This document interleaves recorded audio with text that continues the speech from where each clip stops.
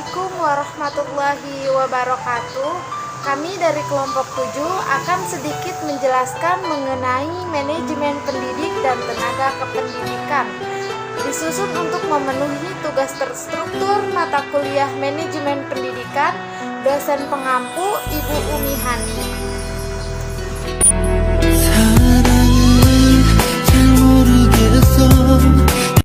Saya Anda Nur Melianti sebagai pemateri pertama. Di sini saya akan menyampaikan mengenai pengertian manajemen pendidikan, pengertian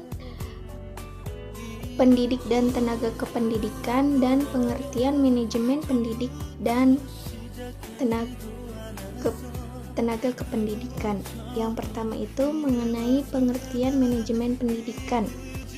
Dikemukakan oleh beberapa ahli bahwa F. Stoner mengemukakan manajemen adalah sebagai proses perencanaan, pengorganisasian, dan penggunaan sumber daya organisasi agar mencapai tujuan yang telah ditetapkan.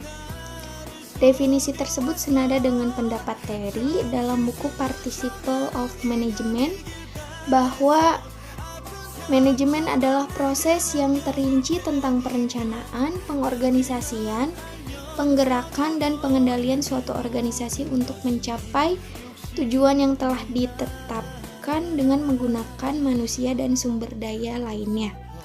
Menurut Robbins, mengemukakan bahwa manajemen adalah proses mengkoordinasikan dan mengintegrasikan kegiatan kerja agar diselesaikan secara efektif dan efisien melalui orang lain.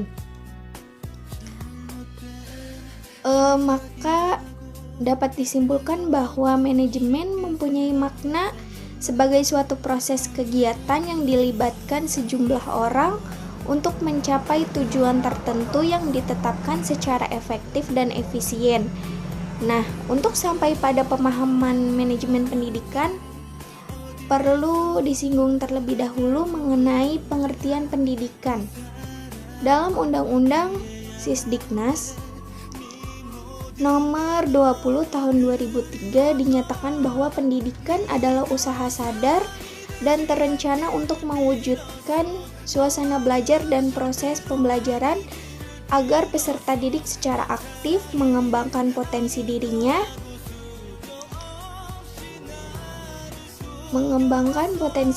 untuk memiliki kekuatan spiritual, keagamaan, pengendalian diri, kepribadian, kecerdasan, akhlak mulia, serta keterampilan yang diperlukan dirinya, masyarakat, bangsa, dan negara.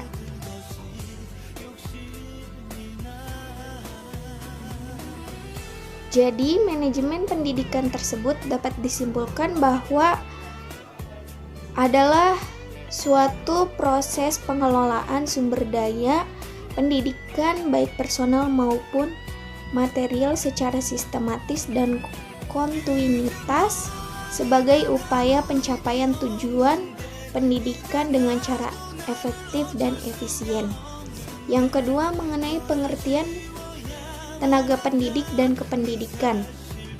Pendidik adalah tenaga kependidikan yang berkualifikasi sebagai guru, pamong pelajar, tutor, instruktur, fasilitator, dan sebutan lain yang sesuai dengan kekhususannya, seperti berpartisipasi dalam penyelenggaraan pendidikan. Undang-Undang Nomor 20 Tahun 2003 tentang Sistem Pendidikan Nasional.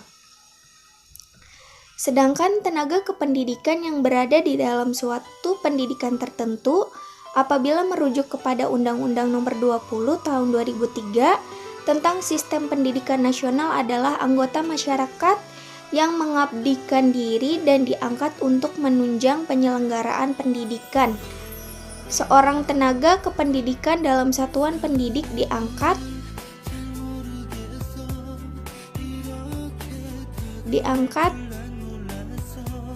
dan didayagunakan untuk menjalani tugas-tugas yang sesuai dengan bidang keahliannya masing-masing dan mendukung semua program-program yang telah disusun oleh kepala sekolah demi tercapainya sebuah tujuan sekolah dengan efektif dan efisien.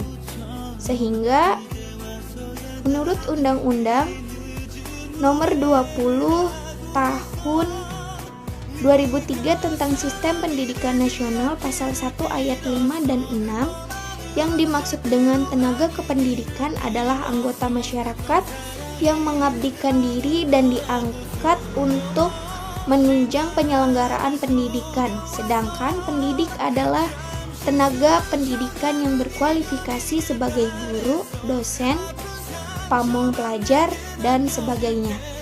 Selanjutnya ini mengenai pengertian manajemen tenaga kependidikan. Manajemen tenaga pendidik dan kependidikan adalah aktivitas yang harus dilakukan mulai dari tenaga pendidik dan kependidikan itu masuk ke dalam organisasi pendidikan sampai akhirnya berhenti melalui proses perencanaan sumber daya manusia, perekrutan, seleksi, penempatan, pemberian kompensasi, penghargaan, pendidikan, dan latihan, pengembangan, dan pemberhentian. Manajemen tenaga kependidikan mutlak harus diterapkan oleh kepala sekolah agar dapat mendayagunakan tenaga kependidikan secara efektif dan efisien untuk mencapai hasil yang optimal. Dan Riani sebagai materi kedua, selanjutnya yaitu tujuan manajemen pendidik dan tenaga kependidikan. Menurut Syaifuddin menyebut bahwa tujuan pengelolaan tenaga pendidik dan kependidikan adalah agar mereka memiliki kemampuan, motivasi, kreativitas. Untuk apa? Untuk yang pertama yaitu mewujudkan sistem sekolah yang mampu mengatasi kelemahan-kelemahannya secara sendiri. Yang kedua yaitu secara kesinambungan menyelesaikan program pendidikan sekolah terhadap kebutuhan hidup belajar peserta didik dan persaingan terhadap kehidupan masyarakat secara sehat dan dinamis. Yang ketiga yaitu menyediakan bentuk kepemimpinan yang mampu mewujudkan human organization yang pengertiannya lebih dari human relationship pada jenjang manajemen organisasi pendidikan nasional. Dan dapat kita simpulkan bahwa tujuan manajemen tenaga pendidik dan kependidikan secara umum adalah yang pertama, memungkinkan organisasi mendapatkan dan mempertahankan tenaga kerja yang cakap, dapat dipercaya dan memiliki motivasi yang tinggi. Yang kedua yaitu meningkatkan dan memperbaiki kapasitas yang dimiliki oleh anggotanya atau karyawan. Yang ketiga yaitu mengembangkan sistem kerja dan kinerja tinggi yang meliputi prosedur perekrutan dan seleksi yang ketat, sistem kompensasi yang inisiatif yang disesuaikan dengan kerja, pengembangan manajemen, serta aktivitas pelatihan yang berkaitan dengan kebutuhan organisasi dan individu. Adanya manajemen pendidikan sangat penting dikarenakan setiap manusia tidak akan pernah lepas dari sebuah organisasi, baik organisasi dalam skala besar ataupun dalam skala kecil. Manusia sebagai makhluk sosial yang tidak dapat hidup sendiri tanpa kehadiran orang lain. Begitu juga dalam kehidupan lembaga pendidikan yang tidak akan berjalan apabila hanya dikelola oleh satu atau dua orang saja, maka mustahil akan mampu meraih hasil yang maksimal dan mencapai tujuan. Karena dari hal tersebut dapat disimpulkan bahwa lembaga pendidikan merupakan sekumpulan orang yang memiliki kegiatannya masing-masing tapi mempunyai kesamaan dalam mencapai tujuan yang disepakati. Selanjutnya yaitu tugas dan fungsi dari pendidik dan tenaga kependidikan.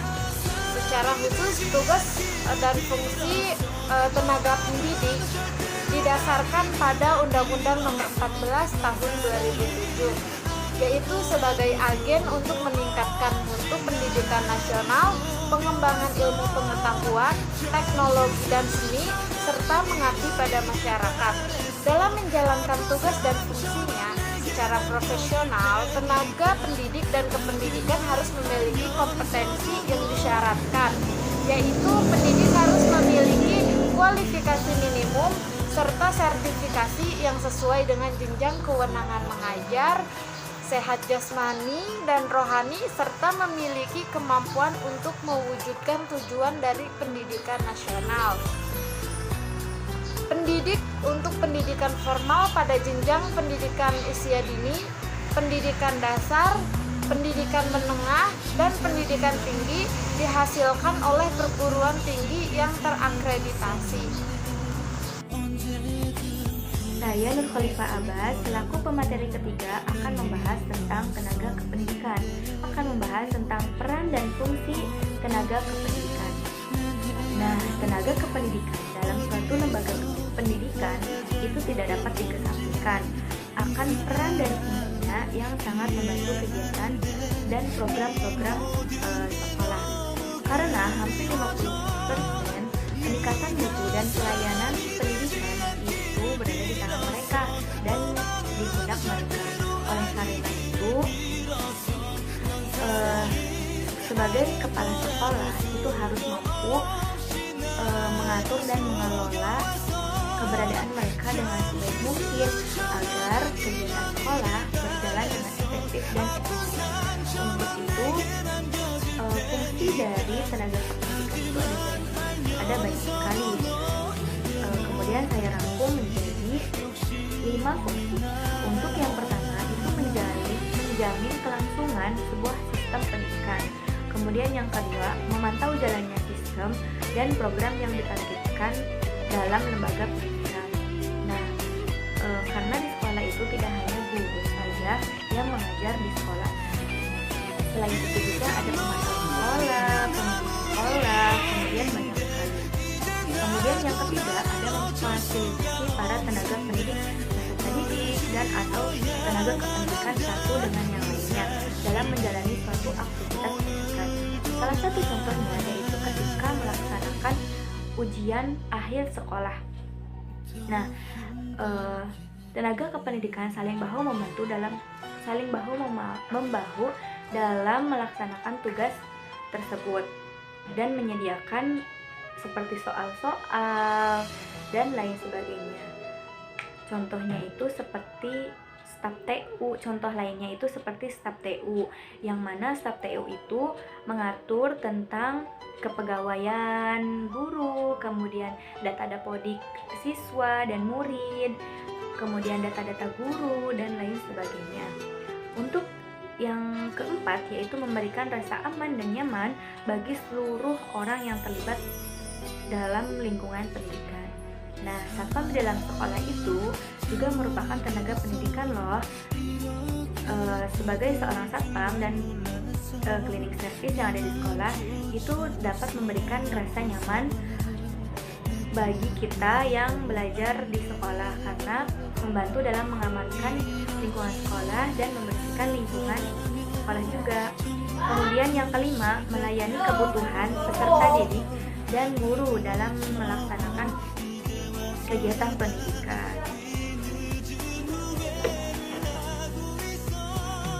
Kemudian yang selanjutnya adalah peranan tenaga kependidikan di dalam satuan pendidikan. Yang pertama yaitu membantu pelaksanaan dan penyelenggaraan pendidikan di tiap-tiap satuan pendidikan. Kemudian yang kedua, membantu merencanakan sistem, tujuan, dan desain pendidikan yang akan dijalankan. Nah, kita sering mendengar ya dinas pendidikan itu juga merupakan tenaga kependidikan loh, dan tugas dari dinas pendidikan itu yaitu membantu merencanakan sistem, tujuan, dan desain pendidikan yang akan dijalankan dalam tahun ajaran tersebut. Kemudian yang ketiga itu membantu kepala sekolah dalam menciptakan lingkungan pendidikan yang aman, nyaman, dan kondusif. Contohnya itu seperti tadi ya, Bapak Satpam, kemudian tim biru atau yang suka membersihkan lingkungan sekolah. Yang keempat yaitu membantu kepala sekolah, guru, dan peserta didik untuk mencapai tujuannya masing-masing. Yang kelima yaitu membantu terciptanya hubungan dan komunikasi yang baik antara sekolah dengan masyarakat atau sekolah dengan pemerintah dinas terkait. Kemudian yang selanjutnya yaitu aktivitas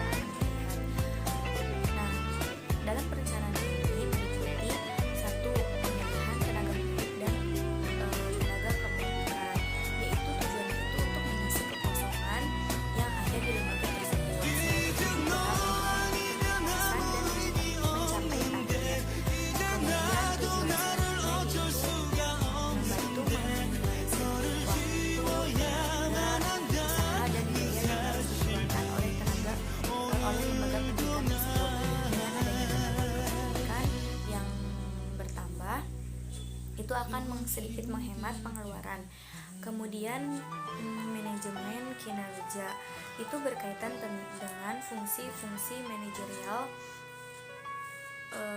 tentang suatu proses yang berlangsung terus-menerus yang berkaitan dengan fungsi-fungsi manajerial kerja.